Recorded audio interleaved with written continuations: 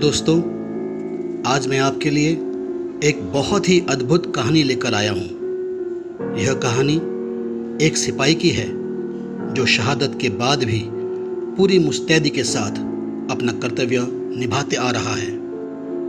कहानी का शीर्षक है the call of duty, the legend, the story of Baba Harbhajan Singh.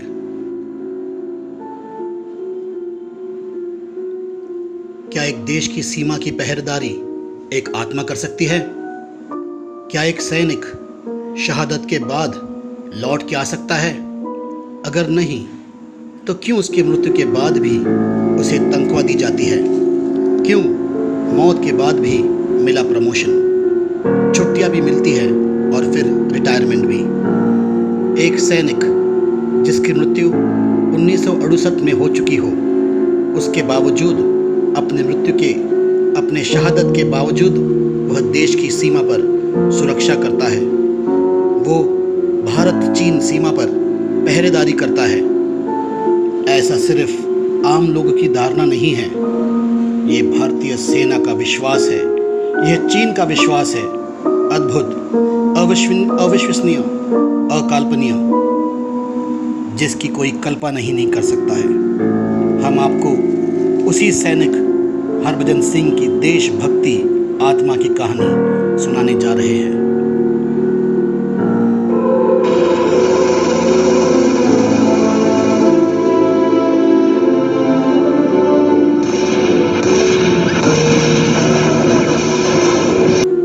Bharat चीन सीमा के कठोर ऊंचाइयों पर भारतीय सेना बेफिक्री से तैनात है। चीन की चतुराइयों के बावजूद वह सरहद के सुरक्षा को लेकर आश्वस्त है। लाख मुश्किलें आए, यहाँ कोई भारत का बाल भी बांका नहीं कर सकता है, क्योंकि यहाँ सैकड़ों सैनिकों के बीच एक ऐसा सैनिक है जो दिखता नहीं पर यही मौजूद है। यह भयंकर ठंड में लंबी ड्यूटी करते हुए भी किसी जवान को झपक नहीं लगती। अगर गलती से भी लग जाए तो उसे बाबा का थप्पड़ पड़ता है। चीन अगर घुसपैठ करने वाला हो तो बाबा घोड़े पर सवार होकर उसका रास्ता रोक लेता है। भारतीय सेना के एक आम सिपाही थे बाबा हरभजन सिंह। 1968 में सिक्किम में पोस्टिंग हुई और भारत चीन सीमा पर नथुला में तैनाती के दौरान एक हादसे में उनकी मौत हो गई। वह एक बर्फीली रात थी। ढूंढने की कई कोशिश की गई पर कहीं से कोई जानकारी नहीं मिली। फिर एक रात वह अपने एक साथी के सपने में आए और फिर जो हुआ वह अविश्वसनीय था। बाबा ने अपने एक साथी को बताया कि उनका शरीर कहाँ पड़ा है और उनसे कहा कि वह शरीर वहाँ से ले लो। फिर दूसरे दिन जहाँ बाबा ने उन्हें बताया था, वहीं पर उनका शरीर और राइफल मिला। सेना से सैनिक हरभजन सिंह को भगोड़ा मारने की गलती हुई, लेकिन इस भूल को सुधारा गया और उन्हें पूरे सम्मान के साथ अंतिम संस्कार दिया गया। इसके कुछ दिनों के बाद वे अपने यूनिट के एक सैनिक के सपने में आए और उन्होंने बताया कि मेरा शरीर भले ही ख़त्म हो गया हो, लेकिन मेरी आत्मा अभी भी ऑन ड्यूटी रहेगी। शुरू में सपने की बात को वहम समझकर किसी ने ध्यान नहीं दिया, लेकिन फिर अचानक साथी सैनिकों के साथ कुछ ऐसा होने लगा जो अजीब था।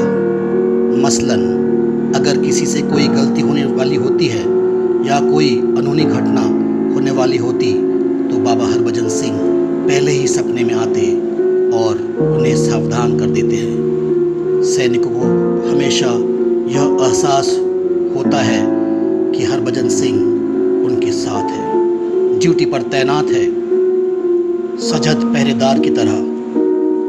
धीरे धीरे ये बात ऊंचे अधिकारियों के पास पहुंचने लगी और जब उन्होंने इसकी सच्चाई की कसौटी पर परखने की कोशिश की तो हैरान रह गए। चीन के लोगों ने कहा कि आपका एक बंदा यहाँ सफ़ेद कपड़े पहन घोड़े पर घूमता है, उसे वापस बुला लो।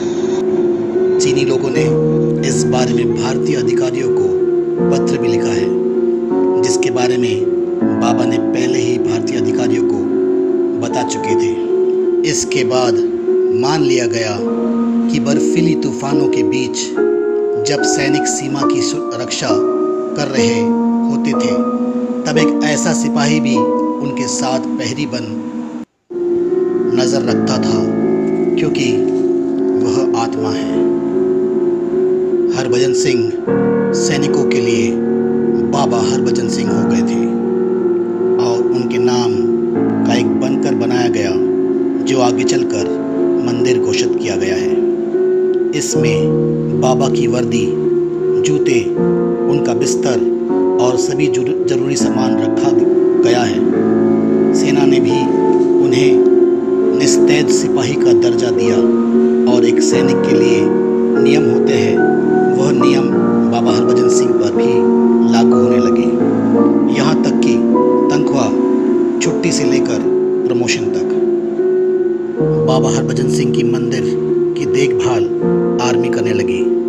दिन के समय यहाँ लोगों को आने दिया जाता था, लेकिन जैसे रात होने लगती थी मंदिर के दरवाजे बंद कर दिए जाते थे, क्योंकि यह बाबा के ड्यूटी का समय हुआ करता था।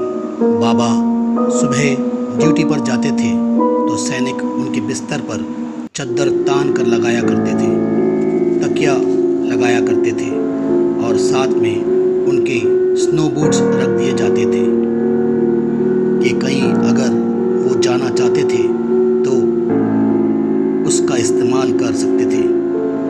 बाबा के लिए पीने का पानी भी हुआ करता था। कई बार ऐसा हुआ जब सैनिक प्रवेश करते थे उस बंकर में तो वह देखते कि चादर तनी हुई नहीं है, बल्कि चादर पर सिलवटें हैं, जैसे कोई सोकर उठा हो, और जो बूट्स रखा था उन पर मिट्टी के निशान हुआ करते थे। चाहे कितनी भी खतरनाक बर्फीला तूफान आए, चाहे कितनी भी बड़ी मुश्किलें आए, सैनिक इस विश्वास के साथ सीमा पर डटे रहते हैं, क्योंकि उनके साथ बाबा हरभजन सिंह साक्षात मौजूद है, और जब वे खुद मौजूद है तो फिर डर कहेगा। कई बार चीन की तरफ से यह खबर मिलने लगी कि उनके अपने सीमा में कोई नज़र आया है। बात सिर्फ बाबा हरभजन सिंह की आत्मा रूप में बॉर्डर पर तैनात तक नहीं थी, बल्कि उन्हें भारत चीन के बीच होने वाले हर फ्लैग मीटिंग में शामिल किया जाने लगा। एक खाली कुर्सी उनके नाम की भी रखी जाती थी। बाबा का प्रमोशन भी सेना के नियम कायदे से हुआ। यह वजह है सेना में बतौर सिपाही भर्ती होने वाले बाबा हरभजन सिंह ऑनररी कैप्टन पद से रिटायर हुए।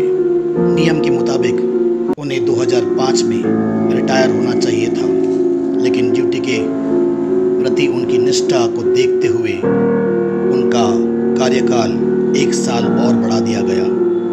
उन्हें 2006 में रिटायर किया गया। सिपाही हरभजन सिंह शरीर छोड़ने के बावजूद भी देश की सेवा में तैनात रहे। ऐसे वीर जवान को हम सबके तरफ से कोटि कोटि प्रणाम। जय हिंद, जय भारत।